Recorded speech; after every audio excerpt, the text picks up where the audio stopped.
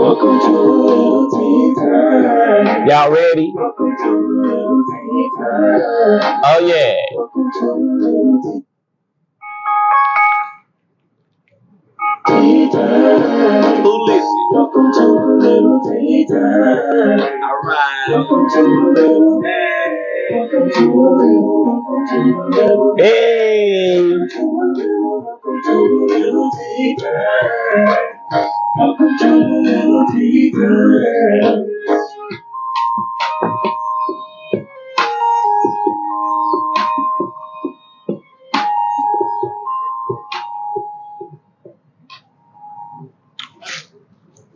All right. Hey, y'all. It is I, Jerrick, aka Jarvis D, your favorite published author's favorite published author, and your host of A Little Tea Time. Y'all, come on in here. Come on in here. Hang out with me. Y'all know what time it is. It is time for A Little Tea Time. And I'm excited to be coming to y'all live in Albany, New York. All right. I want to first and foremost welcome everybody who's coming in to A Little Tea Time tonight for my birthday.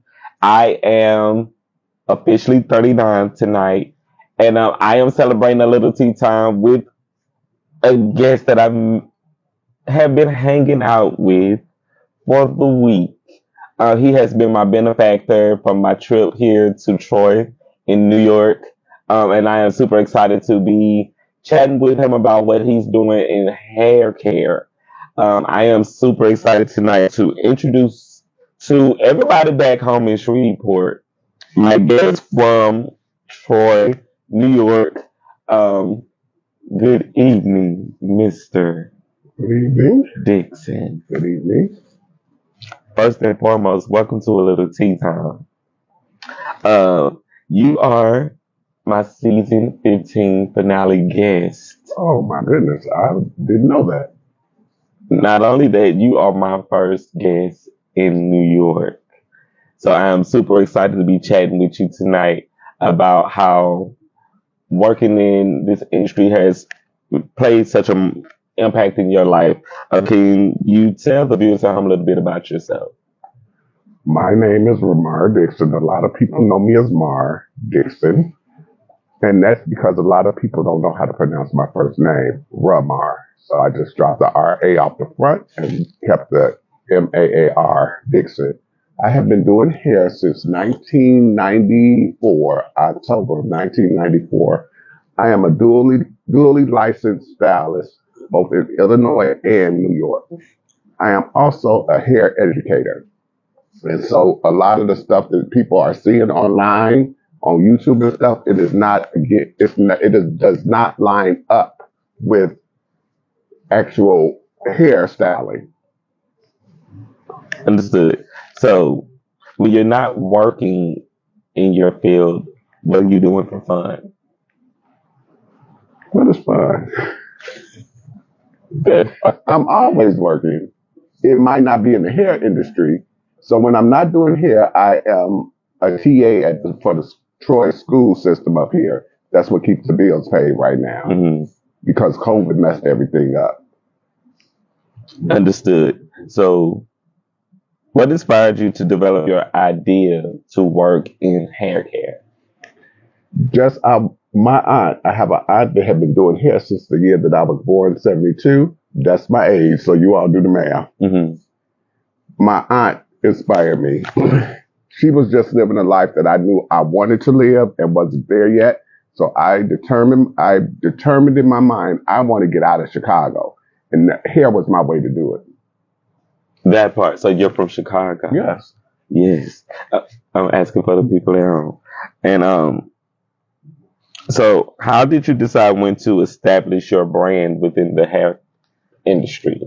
I don't know that I had decided to establish my brand. I have just always been a person that wanted to do the best when whatever I was doing. I'm going to be my best at it. And my clients just went along with it. They would come to me, Mom, what you got for us this week? I said, child, what do you want? But then when they started asking me that, I said, well, it's incumbent upon me to make them look good, because that's no longer their hair. That's my hair, because I've been training it and working with it every week. Mm-hmm. Understood. So, how have your priorities changed since you started the business of the hair and beauty industry? My priorities have not changed. Hair is still my number one priority. I just needed to do something to pay the bills. Mm-hmm. And that's what I'm doing now. It has not left, the love for hair has not left me. And I don't think it ever will. I love that. So, what are some challenges you've overcome on your journey in the hair and beauty industry? The hair and beauty industry, the challenges that I overcame was I wanted my own salon, but I was too timid and too afraid to step out there. And then I was attacked in the salon while one of my clients was sitting in the chair, and she was really an angel in disguise. She turned to me after the whole foolishness. She turned to me and I was trying to finish her hair, shaking like a leaf. Mm-hmm. She turned to me and said, "Ma, I thought you wanted your own salon." I said, "I do." She said, "Well, what's keeping you from getting it?" I said, "I don't have a space and I don't have the money." She said, "Well, what if those two things were not an issue?" Long story short, the woman gave me her platinum gold American Express card, and I put everything for the salon on there. And she went on to heaven, and I paid her back maybe $1,700. Mm. I love that. Mm-hmm. I love that there was someone who saw that you were taking a chance on what you were doing with the hair and beauty industry, that they took a chance on you and invested in you in return. So that's really cool. So, how do you define success? By doing something that you love and figuring out how to make money doing it. I don't feel like I was working. I felt like I was going to a social gathering every time I turned the doors to the salon, to the key to the salon. Every time I opened, I said, "This is not work," because I was just there having fun, hanging out, doing what my job. Understood. So, next question up is, what would be the best advice you can give to someone thinking about starting a business or pursuing their dreams? Never give up on yourself. I was at the point, I'm like, you know what, I'm just not going to be able to do it. So I was getting resigned to just always pay booth rent. And that happened at the salon, and things happen for a reason. Mm-hmm. In that moment, I was hot mad. But I'm like, you know what? And when I was finishing her hair, because she said most stylists would have not gone back and finished her hair. No, you're not walking out of here looking like that, girl. Mm-hmm.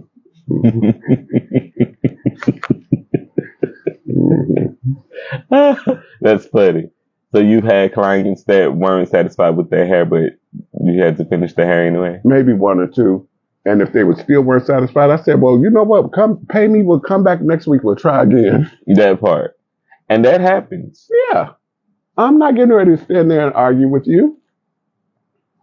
That part. Can you give us your favorite quote and why? Proper preparation prevents poor performance. That is my favorite quote, because if you properly prepare for anybody that's getting ready to sit in your chair, you will perform greatly on their hair. I have a motto. I got to get everywhere at least 30 minutes early, so that it gives me time to set up and be relaxed by the time they come in, or by the time I got to do whatever it is I'm there to do. And that's a really great advice. Like, y'all definitely want to be in your space where you need to be ahead of time. If it's a job interview, if it's you're going to just meet and hang out with some friends, anything, try and show up at least 15, 20 minutes early. Make 30 minutes if you can, and give yourself some time to relax and unwind and just be one with the space. With the space that you're in, and so that your body and everything can come into unity with that area around you. Because most of us are going into strange places when we're going somewhere new. You have to sit down and make that place your own. What I mean by when I say make that place your own, put your energy in there.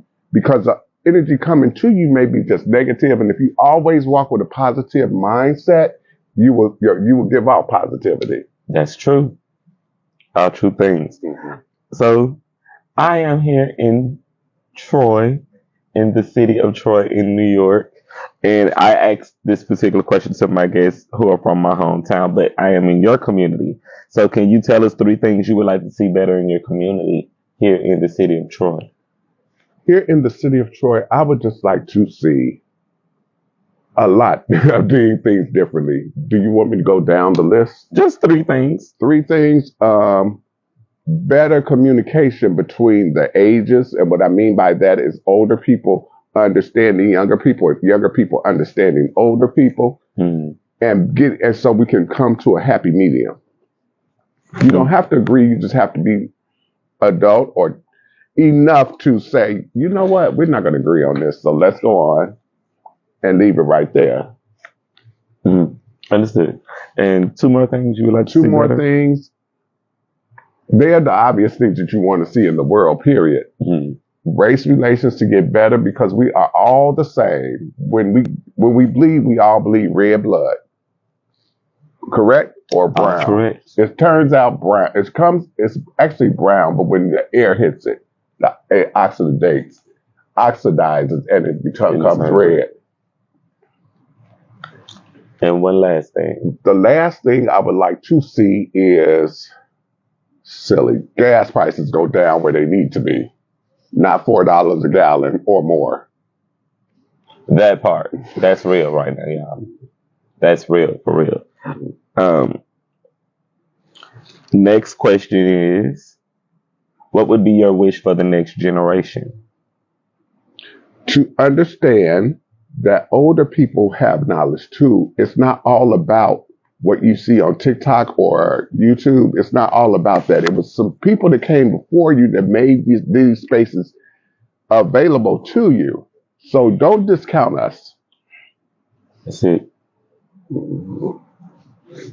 And be in a space of gratitude where you can share that same energy and that same thanks and that same love back to someone who pours that into you, y'all. It's just as important to give it back to those who give it to you. Can I interject right there? Yes. That's why I went into teaching, because my assistant would say, "Mar, you need to teach." Because I feel like this, if I have the knowledge, I'm gonna give it to somebody else, so therefore it can carry on. And I actually started giving back because my assistant, I sent her to esthetician school. She became a barber, and now she's in school to be a licensed cosmetology instructor as well. But that was me paying it forward. So how long have you been teaching in the industry? In the industry, I've been teaching since COVID hit. That was the job. I walked out of the salon as a manager, and I went to a school, and they hired me on as an instructor. And that was 10 years ago? Yeah. But I have been a master stylist since 1996, because I got my first license in 99, and they say you're not a master stylist until 96. I opened my salon in 99, and I closed it in 2004. And I moved to Philadelphia for 2 years, and then I moved up here to Troy. And what has that experience been like? Going from... That experience was really just all on faith. When I went to Philly, I only had $40 and some change in the bank, but I made it work because I had $40 and a dream. I got a job in the salon and made it work from there. And you said that you worked for the Paul Mitchell Institute? Yes. And what was that experience like for people who are familiar with Paul Mitchell? It was very interesting because, as like most things, they don't have a lot of our color people there.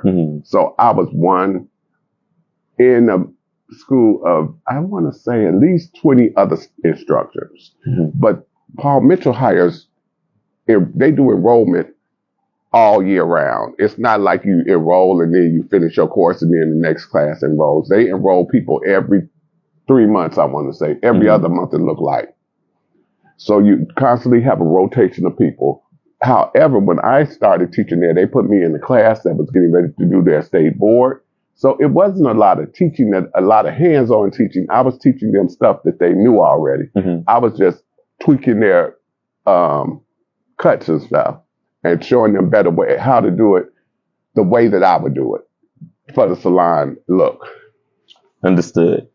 And have you ever thought about getting into like the film industry or anything like that, doing hair? I have, but I just never pursued it. Okay, why haven't you got into that aspect of it yet? That's a good question. See, now you putting me on the spot. I don't know why I haven't pursued it. I have the knowledge and know-how. I just have to have my hands in everything. And if I'm not sure about it, I want to hire somebody that is sure about what they're doing. But I still have to be in charge.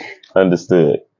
And because you are in charge, final question, how can people get involved with what you're doing with your actual business and the hair industry?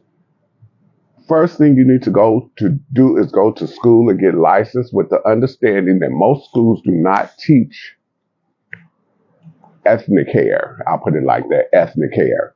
But you have to take what they teach you and transfer it into what you know. And what I mean by that is all of us have done hair at home.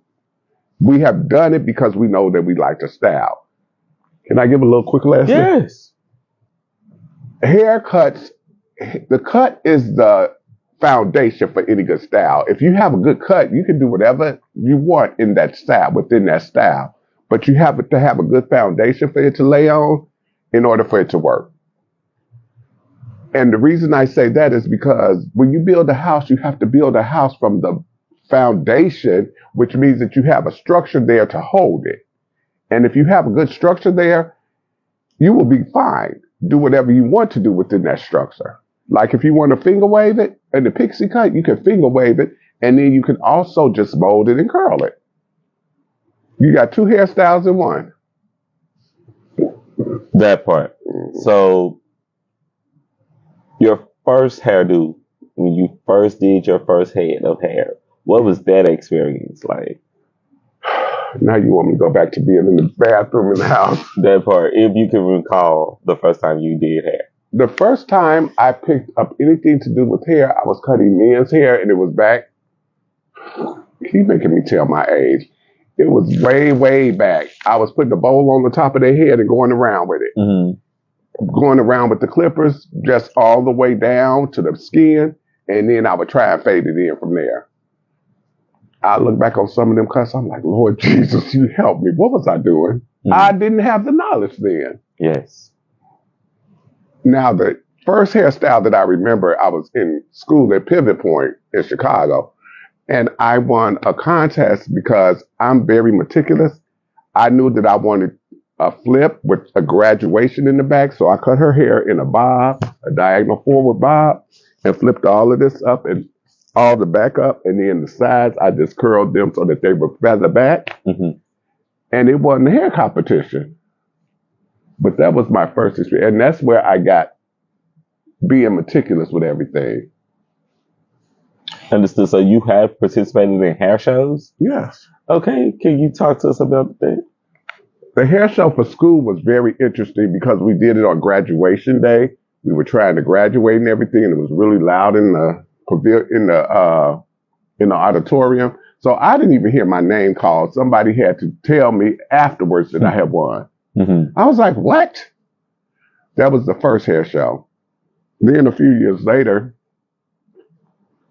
somebody sponsored a hair show in Chicago, and I paid my money to go. And they tried to put us out. I was like, I paid my money, give me my money back, or either we're going to do it.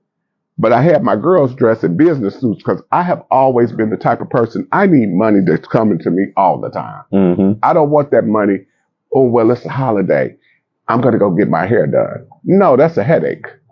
I want somebody that's coming to get their hair done every week so that they can have a nice hairstyle at work. I wanted business women. So therefore, when I did hair shows, I put out there what I wanted to attract. And what has that particular part been like with Building the clientele. Building a clientele is very hard. I'm a big believer in praying. So when I first started, when I got out of school, somebody that I knew, it just happens to be, if you're good at what you do, somebody's going to come to you. Mm-hmm. This woman that I knew from school through somebody, I don't even remember who I knew her through.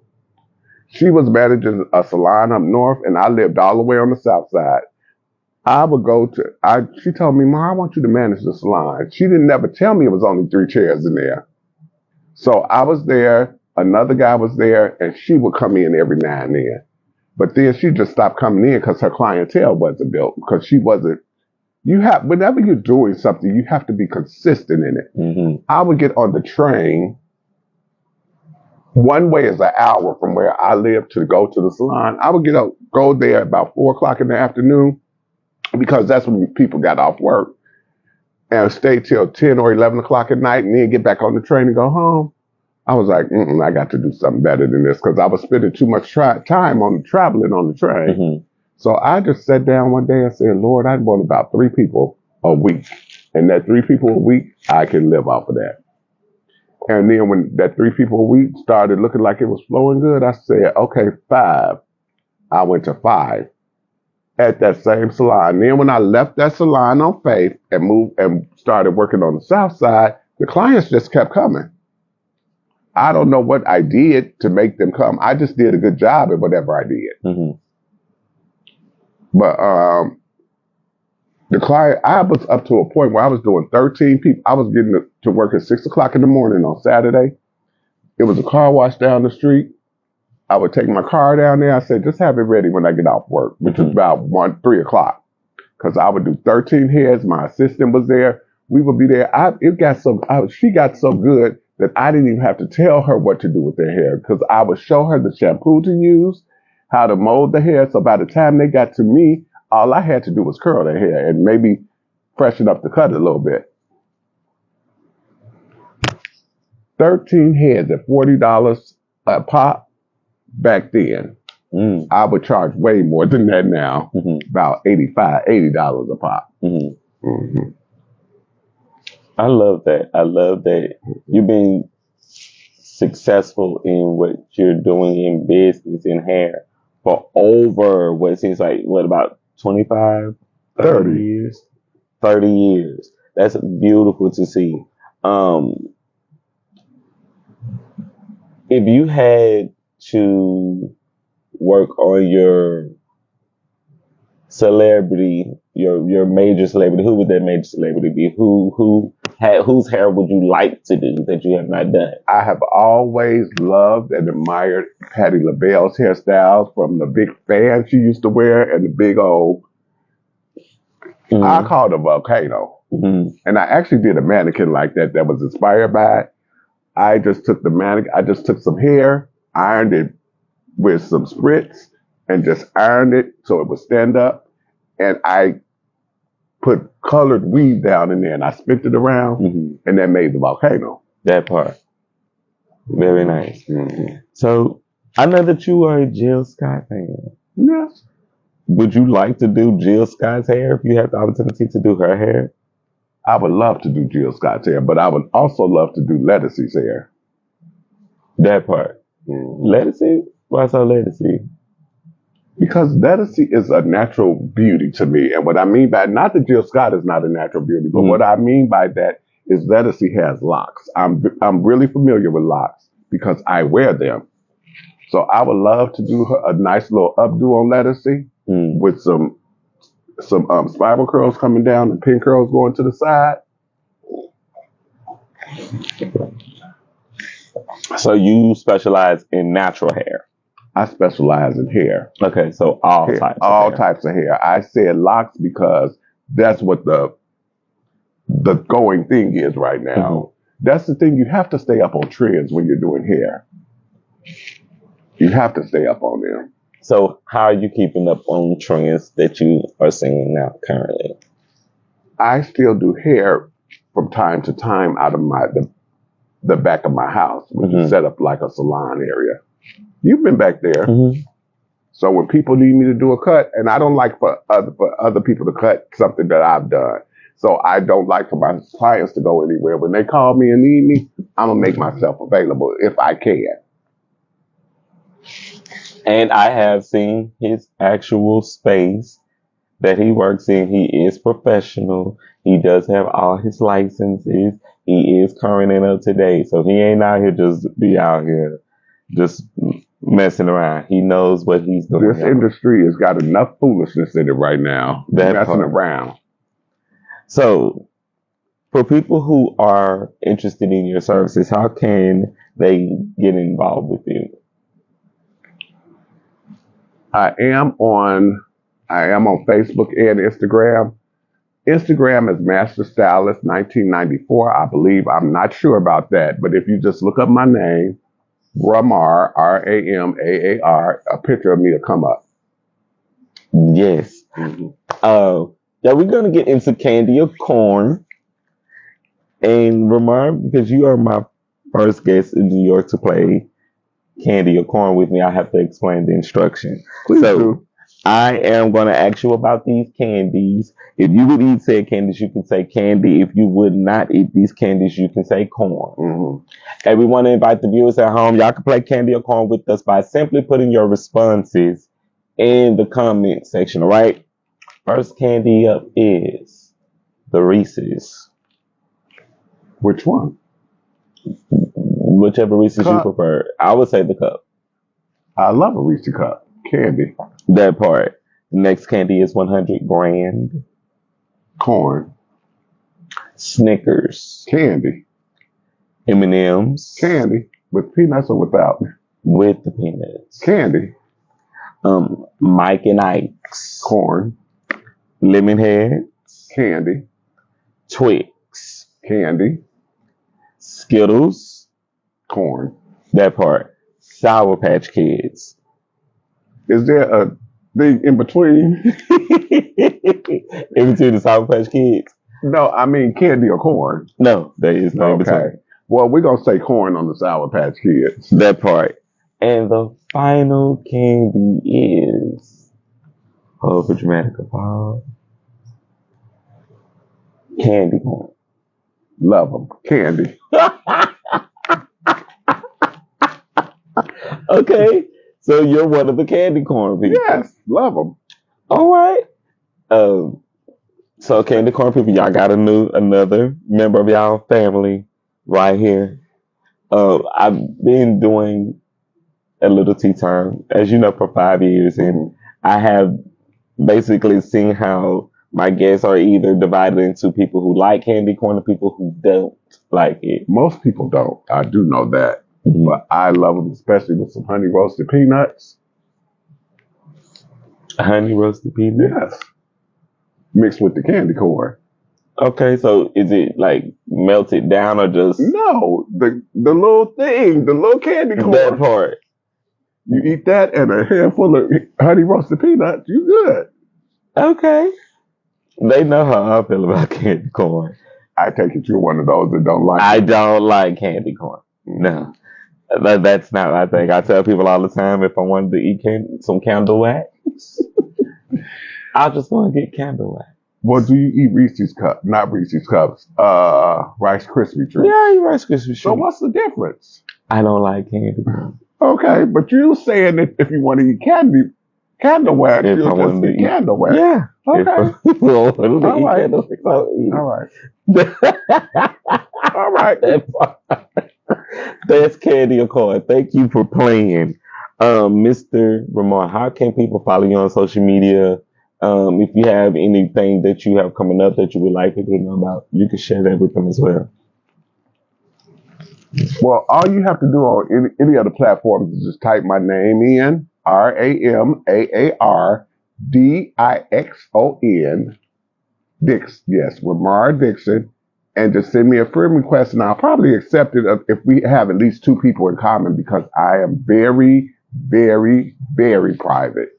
That part. And he is, y'all. If y'all notice, this interview has been really fast because he's been getting to the point. And he really knows what he's talking about, so I get it.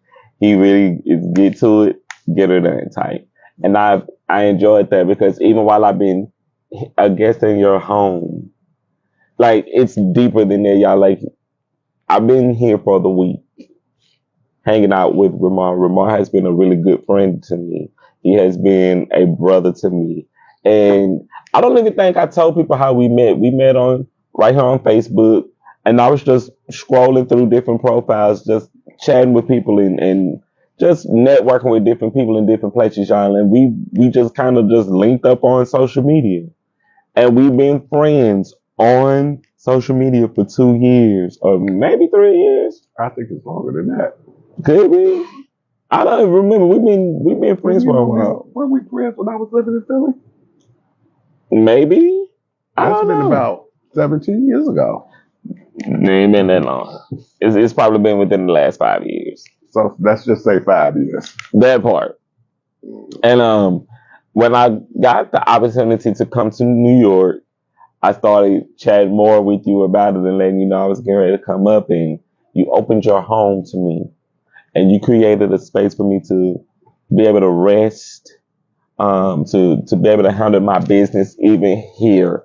And I want to thank you for being a good and kind and real person to open up your home to me. That's one thing about me.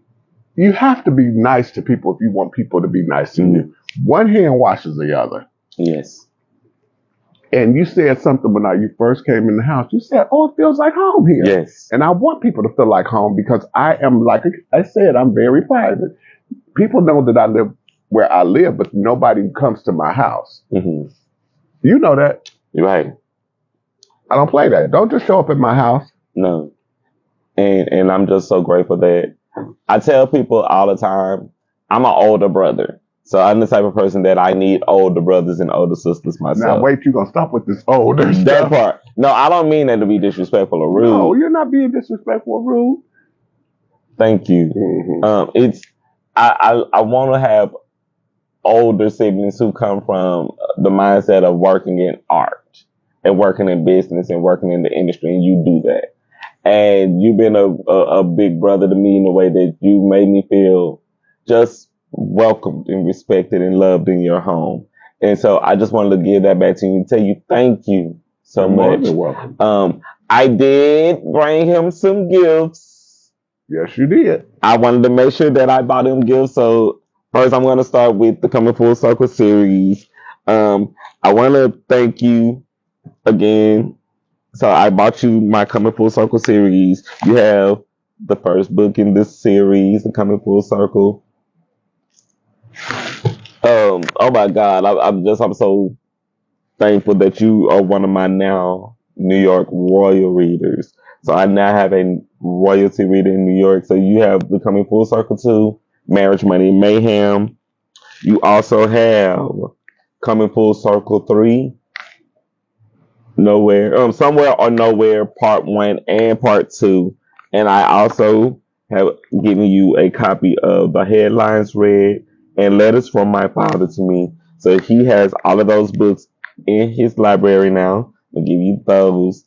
And I have also given him one of my actual works of art, my collaborative piece that I did with Mr. Ron Smith. He created the actual artwork, and I sent him my actual poem, and he created this piece. So I'm going to also give you that. And I also want to send shout outs to Miko. She gave me some of her actual bookmarkers, and I'm going to give you one of the bookmarkers as well for your reading. Well, thank you, Carter. Thank you. I'm actually going to put this on the wall right behind us. Right on that wall. Yes. I appreciate Probably tomorrow. You. I appreciate you. Just being a great guest for me here in New York, and for also accepting me into your home again. Like I appreciate that because you really showed me and people who know me, I don't travel a lot of places to meet people, and to come on your show, to come out here to New York to meet you, and for us to hang out as friends, and just to do a little tea time. Well, we had to hang out in order for us to get to this point, to Yes. do a little tea time where I would feel comfortable with opening Yes. up about me, because I'm not that person. Yes. I'm not a fame chaser. I'd rather do stuff in the background, and if I get a little fame from that, that's fine. But you have to show people a good time. And he taught me some things about my home city that I didn't even know. Because I'm trying to show him a good time. I had to go downtown in the heat and walk around. And he will tell you, I'm a homebody. I want to be at home with my AC on. Cool. He is. But I went out there because I'm showing someone else a good time. And he has. And he can cook like y'all wouldn't believe. That's my grandmother and my mom and both of my grandmothers and my mom. Yeah, he cooked down. Baby, I have eaten great all of my trip here. It has been a very great time. So, y'all know I got to get into the tea spill because we do spill the tea around here and it is definitely time. I want to talk about the BET Awards. Can we talk about the BET Awards a little bit? Well, you're going to talk about it more than I am. That part. I got to send shout outs to Drewski as the host for the BET Awards. This was absolutely hilarious. Absolutely hilarious. I enjoyed his comedy. I enjoyed what he brought to stage. So, Drewski, congratulations. But I do got to give it up to Keke Palmer. She did steal the show when she said that she should have been host again. I firmly agree that she possibly would have been a better host for this show this year. So congratulations to her doing what she did. It was epic to see her steal the show in that moment. How about you? Was that a moment for you that you loved on the show? That was a moment that I liked. I love Common and Queen Latifah ending the Lauryn Hill thing. Yes. I love that. The Lauryn Hill tribute. Yeah. Congratulations to Lauryn Hill winning the Living Legend Icon Award. That tribute was epic. It was epic. Her kids came through. They blessed the stage for her. She even took to the stage herself to do a number. So, Lauren, congratulations on all of your success. Congratulations to Tiana Taylor winning the Icon of the Year award. Congratulations to Sylvia Rome winning her Icon award. I could go on and on about the show. The D'Angelo tribute. His kids coming out to first welcome everyone who did the tribute. That was a great, great show, segment in the show. So congratulations to y'all. T.I., he nailed it for me. Cardi B, you nailed it for me. This show was a great show. If you know, you know. I gotta send shout outs to my cousin, Arthur Eugenia James, set to release her first album, Unapologetic Apologies, July the 19th. It's literally in a couple of days. So congratulations to her. And she's also the stylist who did my hair. So I wanted to shout her out and just thank her and tell her thank you for the text message this morning for my birthday message. I appreciate you, Queen. Y'all know I've been talking a lot about the elections down in Louisiana. So y'all know I've been talking about get out and vote. Second party primary and municipal general, congressional general, and open primary early voting starts October the 20th through the 27th. And election day is November the 3rd. The open general election early voting starts November the 28th through December the 5th. And that is, election day is December the 12th. So y'all mark your calendars for December the 12th. You want to make sure you're in the building and go out and vote. If you have nieces and nephews, cousins, anybody you know 18 and older, we want to definitely get them out to vote. Do not miss those deadlines. Make sure that you're registered to vote in your community. Know your polling stations. Know your polling stations, right? So as y'all know, I made it over to New York City and I got to see the Cats Jellicle Ball. Now, I'm not gonna ruin it for my friend. They did see photos, they did see the videos. But I will tell y'all this. Get your tickets. It's a great show. I enjoyed the show. I had a marvelous time for it being my first show in New York City on Broadway. To see Father LaBeija, Junior LaBeija, up in the rafters doing the show. Makeup beat, costume beat. The show was everything. I enjoyed the people that I met outside. I enjoyed the people that I met in the theater. I had a fantastic time in New York City. And y'all stay tuned because there will be footage in this episode of A Little Tea Time over on my YouTube channel. So if you missed tonight's actual show, you will see the footage that I did get from the show, that I could get from the show, that will be in this footage on A Little Tea Time on Jerrick with A Little Tea Time on YouTube.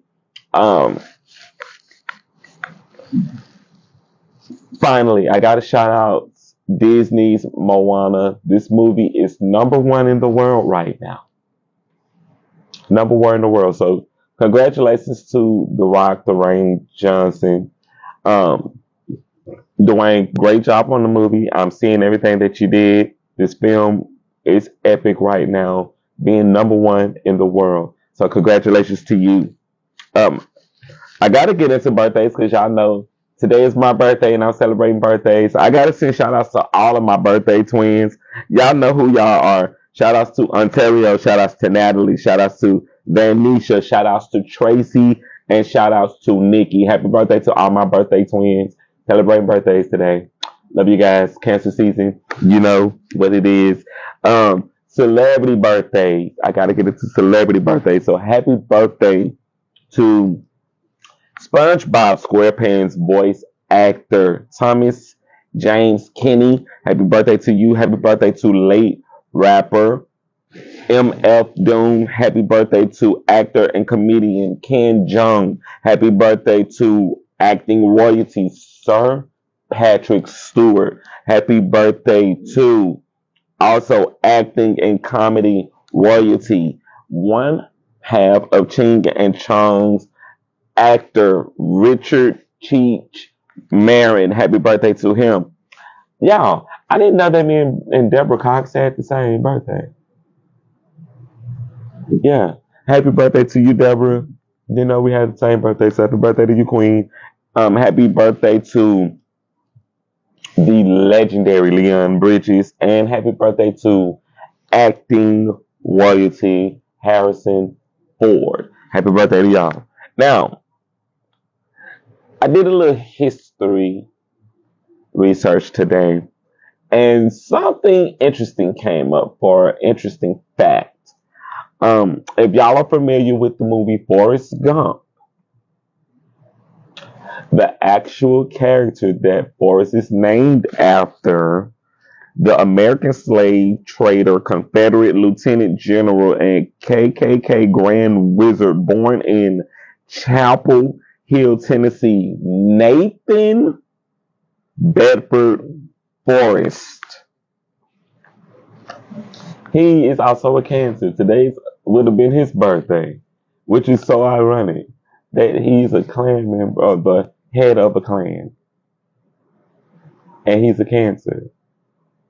So that was just an interesting fact that I found out today. And also, according to Google, there are 22 million people in the whole world with their birthday on July the 13th. So all of the people around the world celebrate birthdays today. Happy birthday to y'all. It's been a great day. And before I go, I want to again take out the time to thank my guests for tonight as I am wrapping up season 15 in Albany, New York, Troy, New York. Mr. Dixon, RaMaar, thank you. You're welcome. Thank you. I've enjoyed you being here on the show, for you finishing out season 15 with me. I appreciate you so much. Before I go, did you know have anyone you want to shout out birthdays to? You're the only person that my aunt's birthday was on the 11th, but I told her happy birthday already. My niece's birthday is coming up the 29th, I believe. But she's too young to be watching A Lil Tea Time. That part. And I think that's everybody. Okay. I'm gonna give you the final word, and then we're gonna be out of here. Any final words that you want to give to the people at home?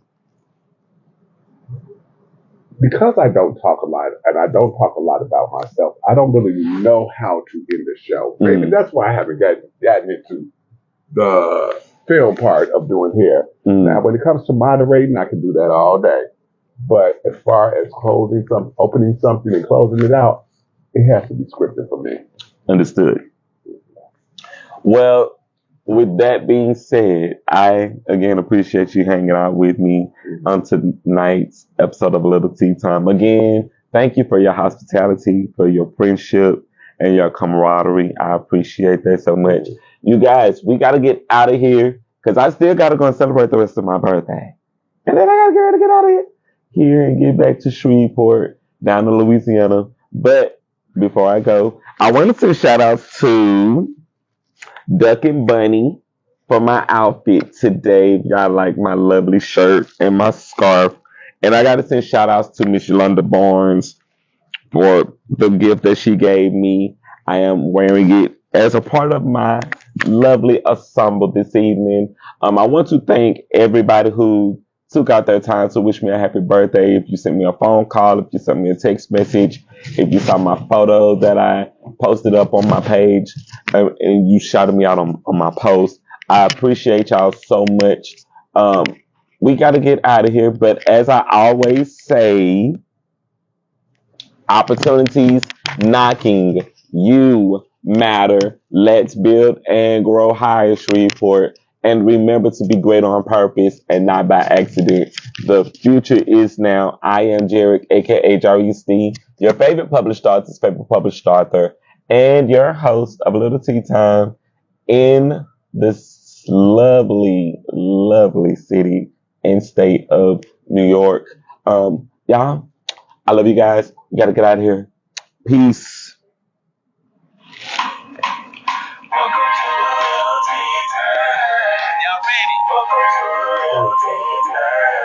Oh yeah.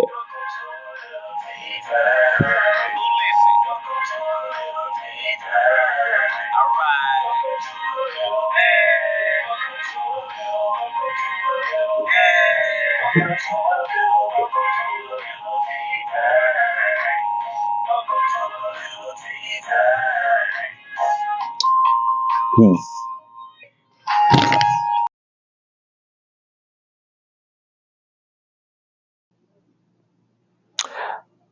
If you like this footage, stay tuned to what's next. And thank you, my royal subscribers, for tuning into this episode of A Little Tea Time. Love you guys. Peace.